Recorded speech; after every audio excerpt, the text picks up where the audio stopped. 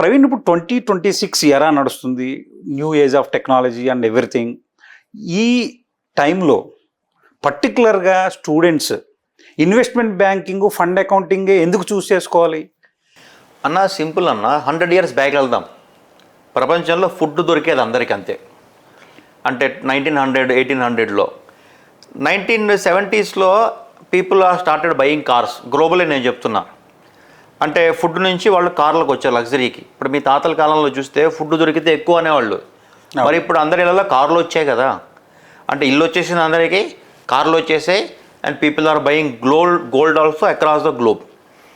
అంటే ఏమవుతుందంటే మన ఇన్కమ్ లెవెల్స్ పెరిగే కొద్దీ మన ఫుడ్ కన్సంప్షన్ తగ్గిపోతుంది, ఇన్వెస్ట్మెంట్స్ ఎక్కువ చేస్తాం.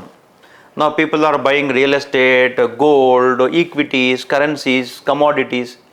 సో ఇట్లా ఏమవుతుందంటే ప్రపంచంలో మనీ సర్క్యులేషన్ పెరిగే కొద్దీ, మీరు ఎవరన్నా ఈ పాడ్కాస్ట్ చూసేవాళ్ళు మనీ సప్లై ఇన్ యూఎస్ఏ అని కొట్టండి, మనీ సప్లై ఇన్ ఇండియా అని కొట్టండి.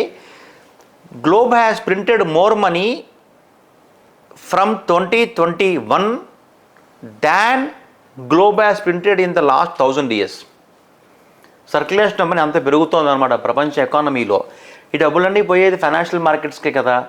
సో నెక్స్ట్ 30, 40, 50, 60, 100 years కూడా ఫైనాన్స్ అలానే ఉంటుంది. మనీ ఇన్వెస్ట్మెంట్స్ అనేది మేజర్ అవుతాయి.